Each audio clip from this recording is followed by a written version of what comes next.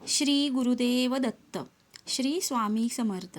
आजच्या व्हिडिओमध्ये आपण आईच्या उजव्या अंगठाचे चरणतीर्थ का घ्यावे, त्याच्या मागे काय महत्त्व आहे हे पाहणार आहोत.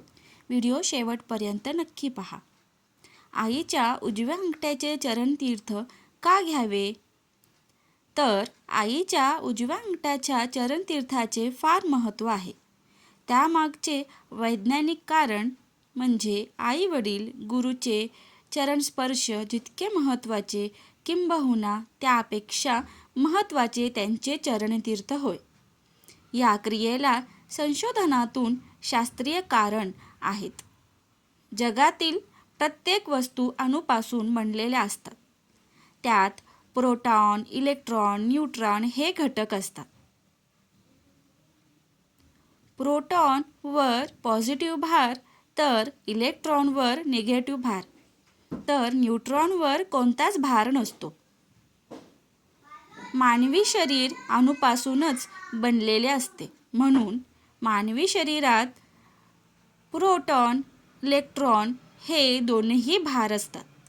मानवी शरीरातील अणू स्वतःमध्ये पॉझिटिव्ह निगेटिव्ह भार घेऊन संपूर्ण शरीरात भ्रमण करत असतात. व्यक्तीच्या मनातील चांगल्या भावना म्हणजे पॉझिटिव्ह, तर वाईट भावना म्हणजे निगेटिव्ह भार दर्शवतात. विज्ञान सांगते की धक्क्याने अणू एका वस्तूतून किंवा एका जागेवरून दुसऱ्या जागेवर जाऊ शकतात.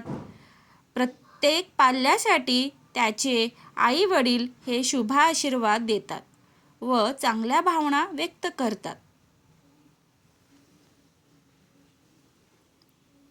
त्यामुळे प्रोटॉन आणि इलेक्ट्रॉन आयन पाण्यात विरघळतात.